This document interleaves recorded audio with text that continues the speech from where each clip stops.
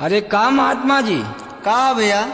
अरे देख रहे हैं कितना बढ़िया सामान जा रहा है, खाली मंदिर पे आप उपदेश देते हैं। अरे इसको भी दीजिए ना कुछ उपदेश। जब इतना बढ़िया सामान है तो उपदेशवा तो देना ही पड़ेगा ना। हाँ उपदेश दीजिए, आपका पूर्व जन्म भी बन जाएगा महात्मा जी। ल कहत हुआ तो हम दे ही देते हैं।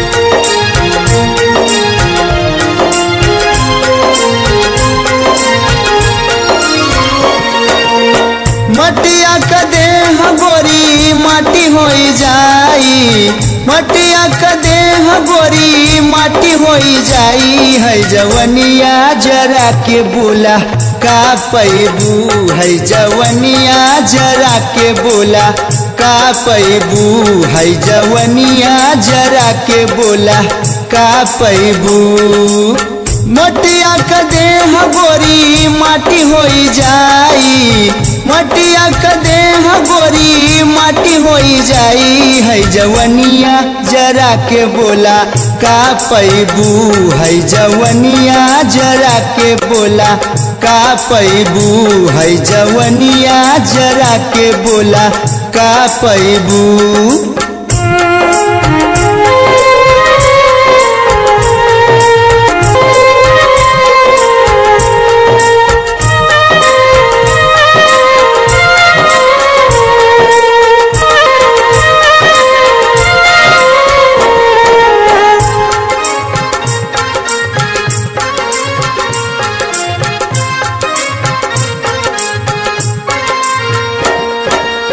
पहिले तो जीव लाला चावे के ना चाही,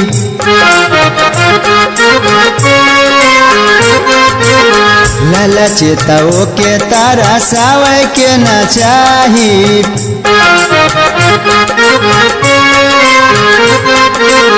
तरसी जिया तो भला नींद कैसे आई, तरसी जिया तो भला नींद कैसे आई। मोरी निदिया चुरा के बोला का पैबू, मोरी निदिया चुरा के बोला का पैबू, मोरी निदिया चुरा के बोला का पैबू।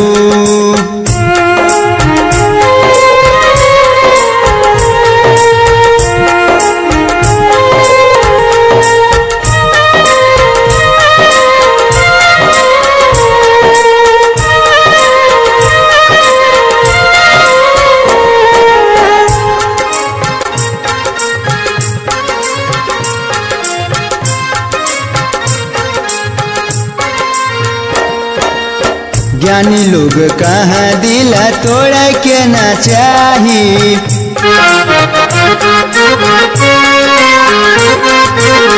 तड़पथ के हुओ के छोड़ के ना चाही।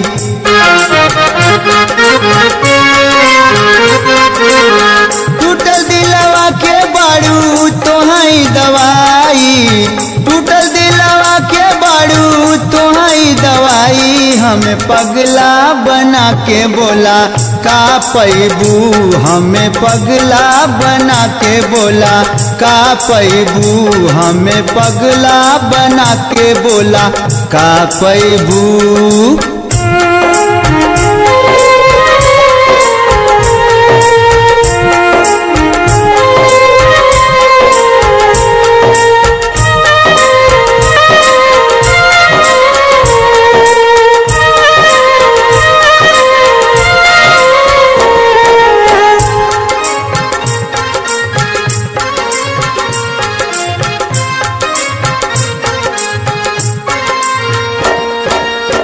घटना लुटावला से प्यार के खजाना,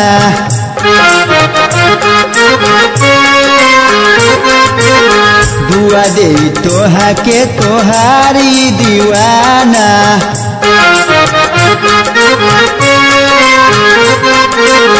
प्यार के फुहार गोरी दे तू बरसाई, प्यार के फुहार गोरी दे तू बरसाई। खाली बिजली गिरा के बोला का पैबू, खाली बिजली गिरा के बोला का पैबू, खाली बिजली गिरा के बोला का पैबू।